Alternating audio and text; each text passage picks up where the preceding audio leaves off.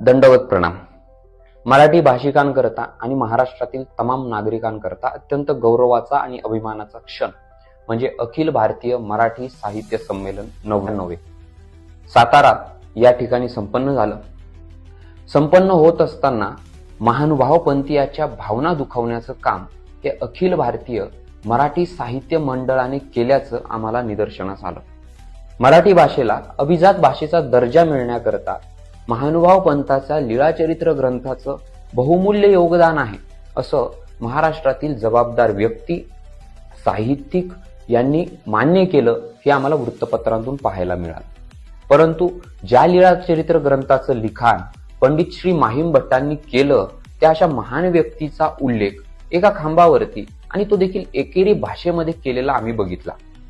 सोबतच ज्यांच्या जीवनावर आधारित लीळाचरित्र ग्रंथ लिहिला गेला ते कोणी सामान्य व्यक्ती नव्हते, तर ते महानुभाव पंथाचे संस्थापक भगवान परमेश्वर अवतार श्री चक्रधर स्वामींच्या जीवनावर आधारित तो ग्रंथ लिहिलेला होता.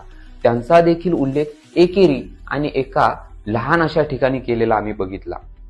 भगवान सर्वज्ञ श्री चक्रधर स्वामींचे गुरु निर्गुण परब्रह्म परमेश्वर अवतार श्री गोविंद प्रभू बाबा यांचा देखील एकेरी उल्लेख आम्ही त्या ठिकाणी बघितला. खर तर अखिल भारतीय मराठी साहित्य महामंडळाने केलेला हा एकेरी उल्लेख हा प्रत्येक महानुभाव पंथीय अनुयायी, धर्मबांधव आणि भगिनींच्या भावना दुखवणारा आहे. याबद्दल मी जाहीर निषेध करतो आणि अखिल भारतीय मराठी साहित्य महामंडळाने जाहीर महानुभाव पंथीयांची माफी मागावी असं या ठिकाणी त्यांना आवाहन करतो. खरं तर त्या ठिकाणी आम्हाला दोन संप्रदायाला दिलेली विभिन्न अशी वागणूक पाहायला भेटली. खरं तर एका संप्रदायाला नीच दर्जा दिला आणि एका संप्रदायाला उच्च दर्जा दिला. दोन्ही संप्रदाय हे भक्ती संप्रदाय आहेत आणि ते भगवत प्राप्ती करता आपलं जीवन समर्पित करत आहेत.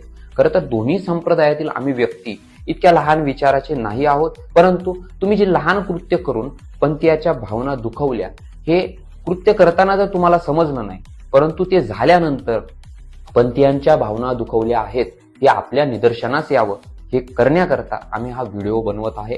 अखिल भारतीय मराठी साहित्य महामंडळाने महानुभाव पंथीयाची जाहीर माफी मागावी अशी या ठिकाणी आम्ही आवाहन करतो. एवढेच बोलून मी या ठिकाणी जाहीर निषेध करतो. जाहीर निषेध, जाहीर निषेध, जाहीर निषेध. जय श्री चक्रधर, जय महानुभाव.